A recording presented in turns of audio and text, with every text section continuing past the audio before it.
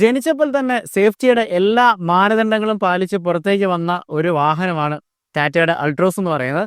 2025 ഏറ്റവും പുതിയ അൾട്രോസിന്റെ വിശേഷങ്ങളാണ് കാണുന്നത്. എന്തൊക്കെ മാറ്റങ്ങളുണ്ടെന്ന് നമുക്ക് നോക്കാം. ഫ്രണ്ട് പ്രൊഫൈൽ കംപ്ലീറ്റ്ലി ചേഞ്ച് അടിപൊളിയാക്കിയിട്ടുണ്ട്. എടുത്തു പറയേണ്ട കാര്യം എന്ന് പറയാൻ ഇലുമിനേറ്റ് ആയിട്ട് വരുന്ന LED ഹെഡ്ലാംപ്സ് ഈ വാഹനത്തിനകത്ത് കൊടുത്തിട്ടുണ്ട്. നല്ല കോഴിക്കോട് നലുവ പോലെ ഇരിക്കുന്ന ലൈറ്റുകളാണ്.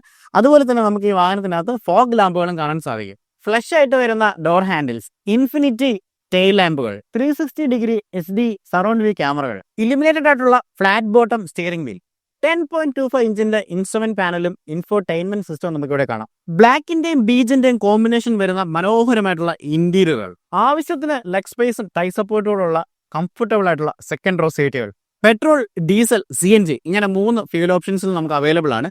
ഈ ഒരു വാഹനം എന്ന് പറയുന്നത് പെട്രോൾ ആയിട്ട് വരുന്നതാണ്. 1.2 ലിറ്റർ റിവോട്രോൺ ആണ് വരുന്നത്. 88 PS 115 Nm ടോർക്കും ഡെലിവറി ചെയ്യുന്ന ഒരു വാഹനമാണ്.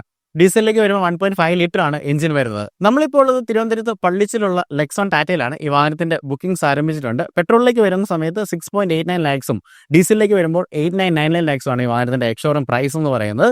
അപ്പോൾ ഈ ഒരു വാഹനത്തെക്കുറിച്ചുള്ള നിങ്ങളുടെ കമന്റുകൾ താഴെ ഒന്ന് എഴുതുക. അതുപോലെ നമ്മുടെ ഈ കണ്ടന്റ് എല്ലാവരിലേക്കും ഒന്ന് ഫോർവേഡ് ചെയ്യുക. അതുപോലെ നമ്മുടെ പേജ് ഒന്ന് ഫോളോ ചെയ്യാനും മറക്കരുത്.